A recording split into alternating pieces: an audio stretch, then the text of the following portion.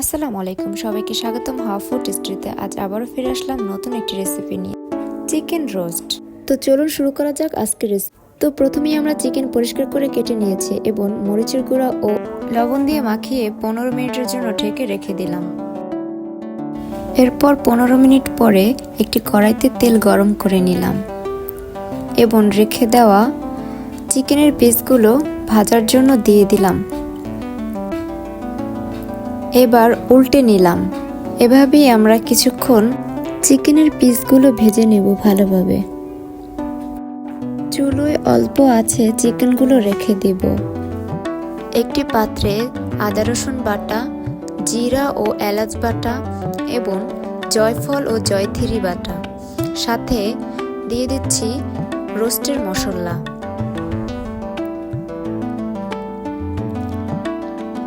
এবং 1 কাপ টক দই।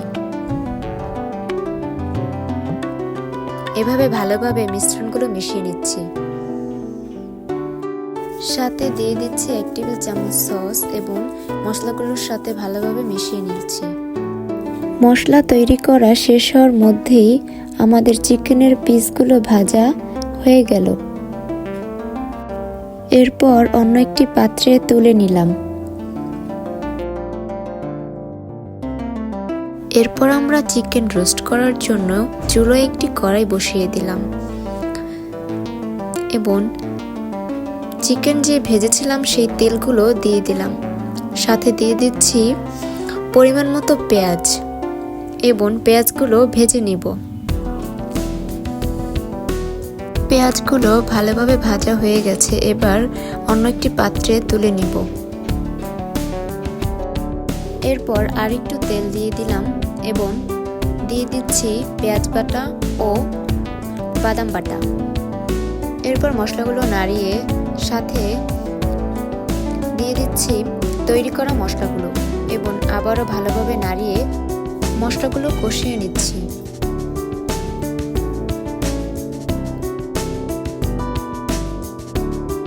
মশলাগুলো কষানো হয়ে গেলে এরপর দিয়ে দিচ্ছি স্বাদমতো লবণ। কিছুক্ষণ পরে পরিমাণ মতো পানি দিয়ে দিলাম এবং ভালোভাবে নাড়িয়ে নিচ্ছি। এরপর মশলার ভিতরে ভেজে রাখা চিকেনগুলো দিয়ে ভালোভাবে নাড়িয়ে নিলাম।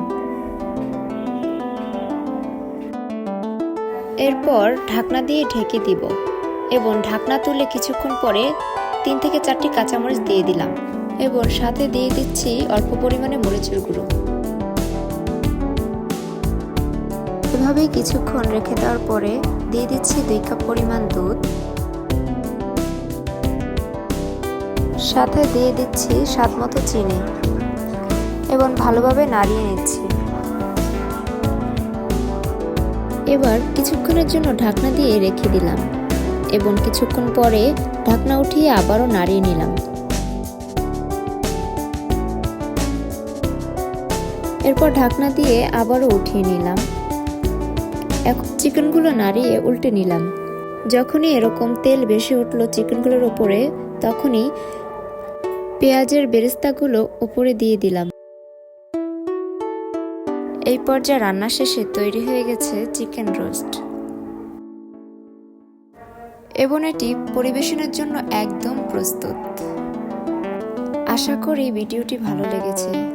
যদি ভিডিওটি ভালো লেগে থাকে অবশ্যই লাইক এবং কমেন্ট করতে ভুলবেন না এবং নতুন নতুন রেসিপির ভিডিও পেতে চ্যানেলটি সাবস্ক্রাইব করে পাশে থাকুন। আল্লাহ হাফেজ।